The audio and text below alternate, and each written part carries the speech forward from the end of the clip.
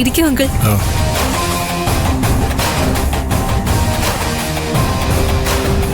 എന്താ എല്ലാരും കൂടി രാവിലെ തന്നെ ഒരു മുന്നറിയിപ്പും ഇല്ലാത്ത വിസിറ്റ്? മോള് പോയി ഗോപാൽജിയെ വിളിക്ക്. എന്താ കാര്യം അങ്കിൾ? അത് ഞങ്ങൾ ഗോപാൽജിയോട് പറഞ്ഞോളാം. മോളെ വിളിക്ക്.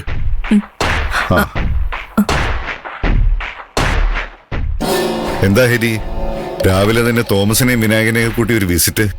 ഞങ്ങളങ്ങനെ ചുമ്മാ വന്നതല്ല ഗോപാൽജി, ചില കാര്യങ്ങൾ ചോദിച്ച് മനസ്സിലാക്കാനാ. എന്താ കാര്യം? തന്നെ വിശ്വസിച്ച് ഞങ്ങളടക്കം പല ഇൻവെസ്റ്റർമാരും തന്റെ കമ്പനിയിൽ കാശ് നിക്ഷേപിച്ചിട്ടുണ്ട്. അതിന്റെ എന്തെങ്കിലും ഉത്തരവാദിത്വം തനിക്കുണ്ടോ? ഇങ്ങനെ സംസാരിക്കാൻ മാത്രം എന്താ സാർ ഉണ്ടായത്? എന്താ ഉണ്ടായെന്നോ? കള്ളപ്പണം വെളുപ്പിച്ചു തരാമെന്ന് പറഞ്ഞ് താൻ ഞങ്ങളുടെ കയ്യിൽ നിന്നും 50 ലക്ഷം വീതം വാങ്ങിക്കൊണ്ടു പോയത് ഓർമ്മയുണ്ടോ? അതിപ്പോ എവിടെയാണ്?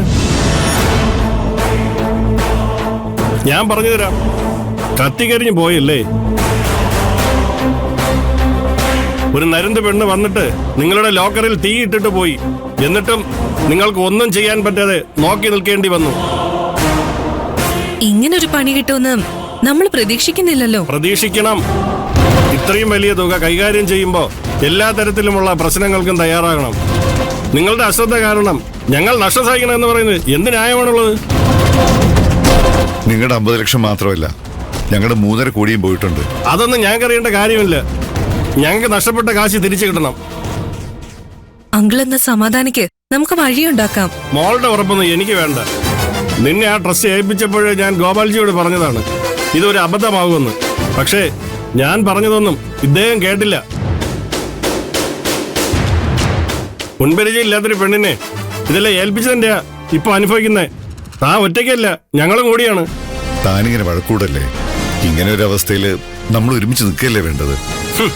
സ്വന്തം കുടുംബത്തെ ഒരുമിച്ച് നിർത്താൻ കഴിയാത്ത താനാണോ ഞങ്ങളെ ഉപദേശിക്കുന്നത്? സ്വന്തം മോനെ വീട്ടിൽ നിന്ന് പുറത്താക്കിയ ആളല്ലടോ താൻ. തന്നെയൊക്കെ എന്ത് കണ്ട് ഞങ്ങൾ വിശ്വസിക്കണം? സഞ്ജുവുമായിട്ട് ഞങ്ങൾക്കുള്ളത് ഒരു ചെറിയ സൗന്ദര്യപ്പിണക്കം മാത്രമാണ്. ഗോപി ആരെയാണ് പറ്റിക്കാൻ നോക്കുന്നത്? സഞ്ജു പ്രേമിച്ച് കല്യാണം കഴിച്ചതിന് അവനെ ഗോപാൽജി വീട്ടിൽ നിന്ന് പുറത്താക്കിയത് എല്ലാവർക്കും അറിയാം. ഹലോ ഹരിയെങ്കിൽ,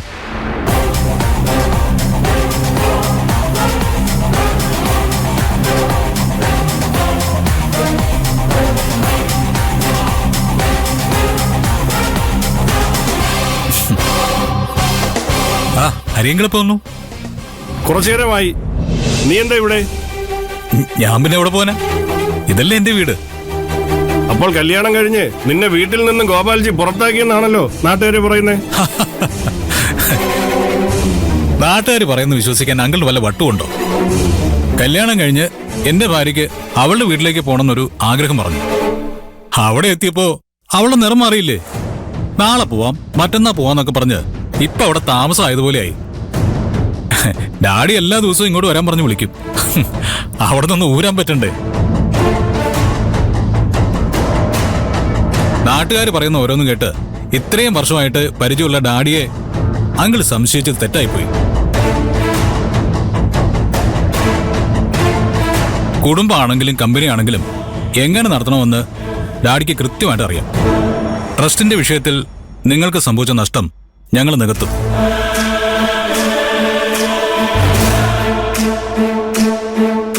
ഇനിയും ഈ കമ്പനിയുമായിട്ട് ബന്ധം തുടരേണ്ടെന്നാണ് അങ്കിളിന്റെ തീരുമാനമെങ്കിൽ ആയിക്കോട്ടെ. നഷ്ടം അങ്കിളിന് മാത്രമായിരിക്കും. ഗോപാൽജി ഞങ്ങളോട് ക്ഷമിക്കണം. കാശ് നഷ്ടപ്പെട്ടതിന്റെ കൂടെ നാട്ടുകാര് പറയുന്നവിടെ കേട്ടപ്പോ ഞങ്ങൾ ഒരു നിമിഷത്തേക്ക് ഒന്ന് പതറിപ്പോയി. സാരമില്ല, നമ്മളൊക്കെ കച്ചവടക്കാരല്ലേ. നമുക്ക് വലുത് കാശ് തന്നെയാ. നിങ്ങളുടെ സ്ഥാനത്ത് ഞാനായിരുന്നെങ്കിലും ഇങ്ങനെയൊക്കെ തന്നെ പെരുമാറും. ഞങ്ങളുടെ കാശ് താങ്കളുടെ കയ്യിൽ ഭദ്രമാണെന്ന് ഞങ്ങൾക്ക് ഉറപ്പായി. എന്നാ ശരി, ഞങ്ങൾ ഇറങ്ങട്ടെ. സഞ്ജുവിനെ. ശരിയുണ്ട്.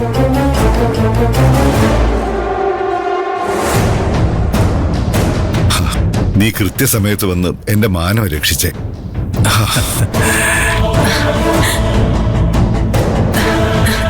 ഇവന് കഴിവില്ലാന്ന് പറഞ്ഞ് ഗോപാലേട്ടൻ കളിയാക്കിയിട്ട് ഇപ്പൊ എന്തായി? ഇവൻ നല്ല മിടുക്കനായി ഇൻവെസ്റ്റേഴ്സിനെ കൈകാര്യം ചെയ്തത് കണ്ടില്ലേ? മോനെ, നീ എന്തിനാ ഞങ്ങളെ ഇന്നിങ്ങനെ അകന്നു കഴിയുന്നേ? ഗിരിയുടെ അടുക്കളയിൽ കിടന്ന് കളയാനുള്ളതല്ല നിന്റെ ഭാവി. ഞാനുണ്ടാക്കിയ സാമ്രാജ്യം ഭരിക്കാൻ വേണ്ടി ജനിച്ചവനാ നീ. അത് മനസ്സിലാക്കി സ്വപ്നയും വേണ്ടെന്ന് വെച്ച് വീട്ടിലേക്ക് തിരിച്ചു വാ. സ്വപ്നം എനിക്ക് ഒരിക്കലും ഉപേക്ഷിക്കാൻ പറ്റില്ല ഡാഡി. ഞാൻ ഡാഡിയുടെ അംഗീകാരത്തിന് വേണ്ടിയിട്ടല്ല ഇങ്ങോട്ട് വന്നത്. ഹരിയങ്കൾ പ്രശ്നം ഉണ്ടാക്കാൻ ഇങ്ങോട്ട് വരുന്നുണ്ടെന്ന് ഹരിയങ്കളുടെ ഓഫീസിൽ നിന്ന് വിളിച്ചറിയിച്ചുകൊണ്ട് മാത്രമാണ് ഞാൻ ഇങ്ങോട്ട് വന്നത്. ഞാൻ കാരണം ഇനിയും ഡാഡിക്ക് നഷ്ടങ്ങൾ സംഭവിക്കരുതെന്ന് എനിക്ക് വാശിയുണ്ടായിരുന്നു. അപ്പൊ ശരി, ഞാൻ പോവാ.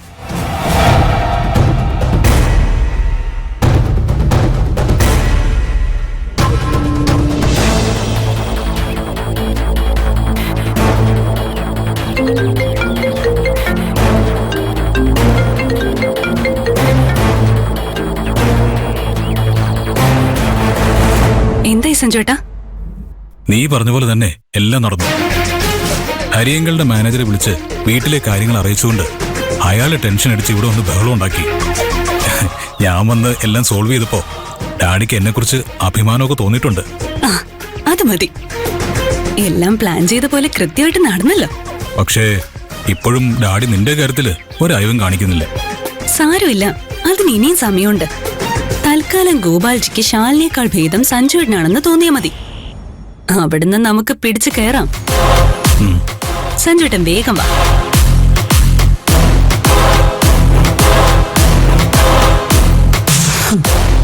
ഇനിയാണ് എന്റെ കളികൾ തുടങ്ങുന്നത്.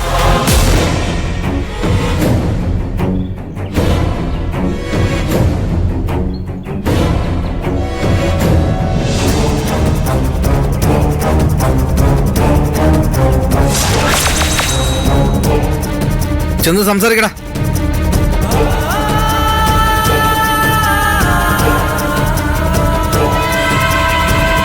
എന്താണ് നിന്റെ ഉദ്ദേശം?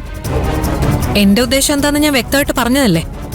പിന്നെന്തിനാ വീണ്ടും വീണ്ടും ചോദിക്കുന്നേ? ഞാൻ പറഞ്ഞ തുക എനിക്ക് കിട്ടണം. എന്റെ കയ്യിൽ അത്രയും കാശൊന്നുമില്ലെന്ന് നിനക്ക് അറിയില്ലേ? നിന്റെ കയ്യിലില്ലെങ്കിൽ എന്താ, നിന്റെ അച്ഛന്റെ കയ്യിലില്ലേ? അയാളോട് ചോദിക്ക്. അല്ലെങ്കിലും എന്റെ അച്ഛൻ നിന്നെ കൊണ്ട് കെട്ടിച്ചത് നിന്റെ സർക്കാർ ജോലി കണ്ടിട്ടൊന്നുമല്ല, കുടുംബസ്വത്ത് കണ്ടിട്ടാ. നീ എന്റെ അച്ഛനും അമ്മയും എന്തുമാത്രം ബുദ്ധിമുട്ടിച്ചിട്ടുണ്ട്. അവര് നിനക്ക് വേണ്ടി 1 രൂപയെങ്കിലും ചെലവാക്കുമെന്ന് നിനക്ക് തോന്നുന്നുണ്ടോ? എനിക്ക് വേണ്ടി ചെലവാക്കണ്ട, ഈ കുഞ്ഞിന് വേണ്ടി ചെലവാക്കിയാ മതി. കൊറേ പ്രായമായവരല്ലേ, ഒരു പേരക്കുട്ടി വേണമെന്ന് അവർക്ക് നന്നായി തോന്നുന്നുണ്ടാവും. അവര് ചാവുന്നതിന് മുമ്പ് അത് നടക്കണമെങ്കിൽ ഞാൻ വിചാരിക്കണം. ശരി.